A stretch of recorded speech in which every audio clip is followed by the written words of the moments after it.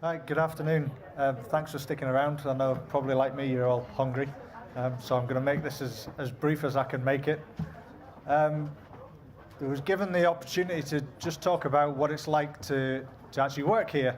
I've not quite been in the job now for about 12 months, and to say it's been a change and something different is probably an understatement.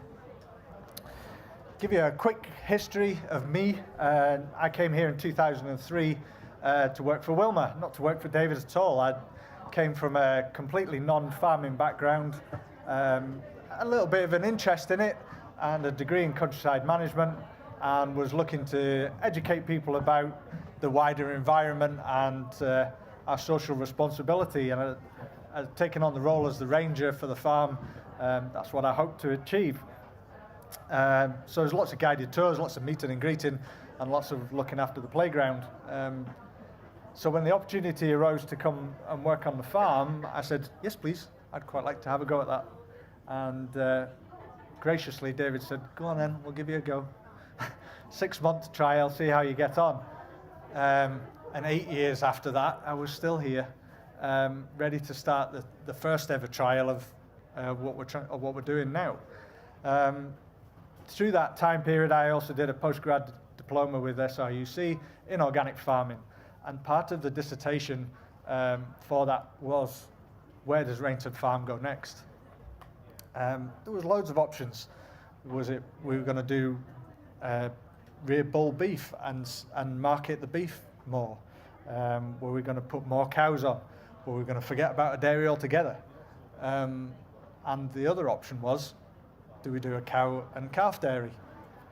And that gave us a great opportunity to run off to Holland for a few days and have a look at what they were doing over there. And in the end, we came up with a plan that we thought we could make it work. And obviously David and Wilma then made a huge investment financially, apart from anything else, in creating the new dairy down the road, but designed around a cow and calf dairy system. I think it was about 5 months after we first started it that David walked in and looked at Jim, who was the herdsman at the time, and went, stop. He said, we're going to go bankrupt if we don't do something different.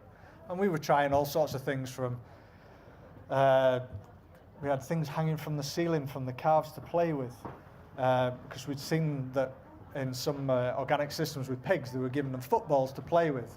And we thought, well, if we give the calves something to play with, they'll not drink the milk. No, they'll just drink the milk and then go and play with something instead. So there was lots of ideas of how we could make it work. Needless to say, in that time, I decided that my role wasn't what I wanted, and that I actually wanted to do the job I'm doing now as the herdsman for the farm. So I looked at where I could gain experience in being a herdsman. And as I say, I'd never touched a farm until the day I arrived here. So my knowledge base was somewhere about here. It grew a little bit while I was here, but I knew I had a long way to go. And I eventually left here for a 1,500 cow dairy farm, not far from here, milking 3 times a day, doing about 36,000 litres of milk a day. And my learning curve was immense.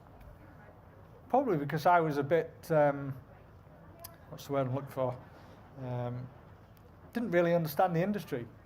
Or what I thought was the industry was what I had seen here. And very clear to me very quickly that isn't the case. That was a hugely intensive situation, a farm to be in. And you can go through all the ethics of how intensive farmers produce food, but that had a huge impact not only on the cows but on me. There's a quote this morning on Facebook. Sometimes it throws you a curveball on the right day, and it said, stress comes from doing something you're not happy with. Pride comes from doing something you're passionate about. And that entirely sums up the last 5 years of my life. 2 years ago, I had a breakdown because of the stress of working in an intensive system. A 90-hour week, 12 days on, 2 days off, which is no time to recover. Loss of time with my children, my wife, my life, basically.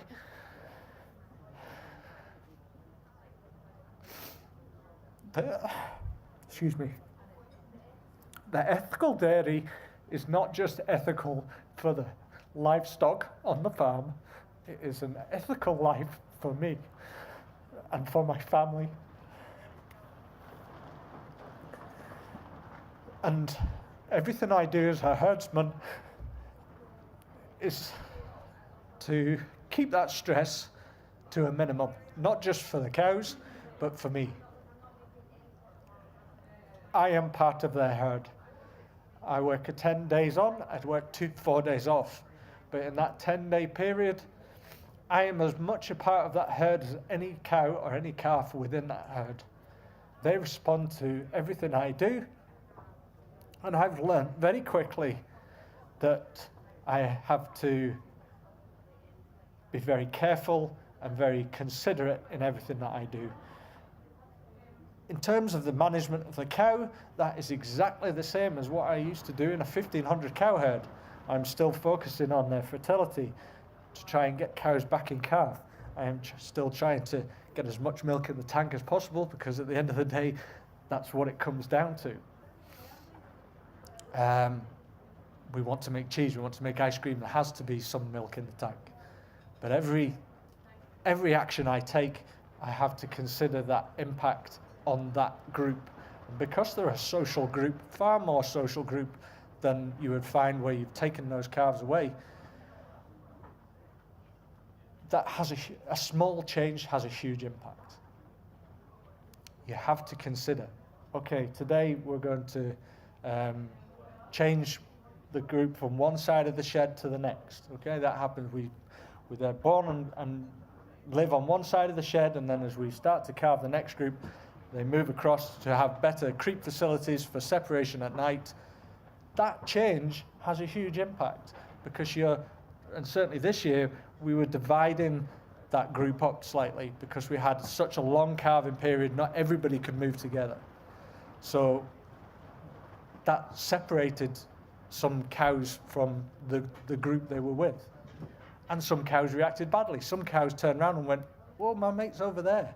The cow that was perfectly happy to come in the parlour one day was really upset because her mate was somewhere else.